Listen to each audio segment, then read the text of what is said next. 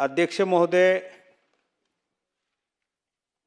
जे माझे सातपुडा शैक्षणिक पाठशाळा मंडळ संचालित अनुदानिक आश्रमशाळा हा मांडवा अक्कलकुवा तालुक्यातील अतिदुर्गम भागामध्ये हे मांडवा आश्रमशाळा होती.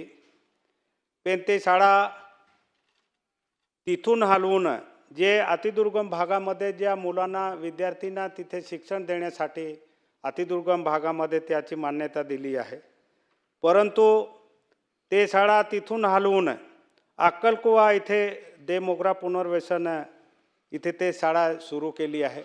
त्या शाळाला ऑलरेडी त्या देवमोगरा पुनर्वसनमध्ये दुसरी शाळा सुरू आहे आणि ते शाळा तिथे आणल्यानंतर त्या शाळामध्ये एक विद्यार्थी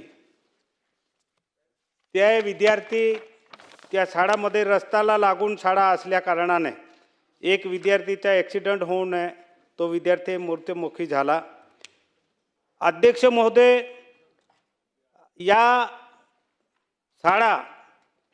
शाळावर जवळजवळ 2017 पासून प्रशासक लागू आहे आणि तेव्हापासून वारंवार तक्रार केली असताना एक शाळावर 1 वर्षापेक्षा जास्ती प्रशासक राहू शकत नाही असा नियम असताना ते शाळा 6 वर्षेपर्यंत प्रशासक चालू आहे.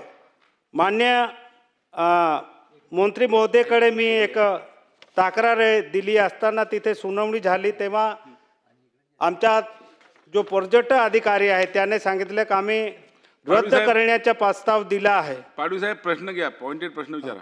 माझा स्पेसिफिक प्रश्न आहे का जे शाळा मांडवा इथे त्यांना मान्यता भेटली असताना ते अक्कलकुवा देवमोगरा पुनर्वसन इथे चालू आहे आणि तिथे एक विद्यार्थी मृत्युमुखी झाला आहे.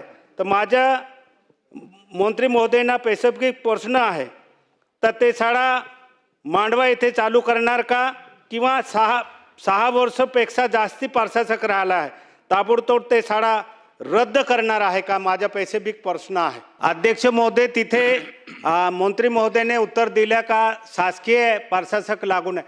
मी मंत्री महोदयांना माहितीसाठी सांगतो, आता तुम्ही त्यांना संयुक्त एक शासकीय अधिकारीने ते संस्था चालकाला आता नियुक्ती केली आहे. 6 वर्षेपर्यंत तुमचा अधिकारी तिथे प्रशासक म्हणून होता. सर, मंत्री महोदय चुकीचे उत्तर दिलं आहे. तिथे शासकीय कर्मचारी तोडुदाहून तिथे पीओ कार्यालयाने तिथे अध्यक्ष म्हणून तिथे नेमलेला होता. म्हणून माझा स्पेसिफिक प्रश्न आहे, चुकीचे उत्तर दिलं आहे. तिथे प्रशासक म्हणून शासकीय अधिकारी होते, त्या शाळा 6 वर्षापेक्षा जास्ती आहे, त्यांना रद्द करणार का, हा माझा स्पेसिफिक प्रश्न आहे.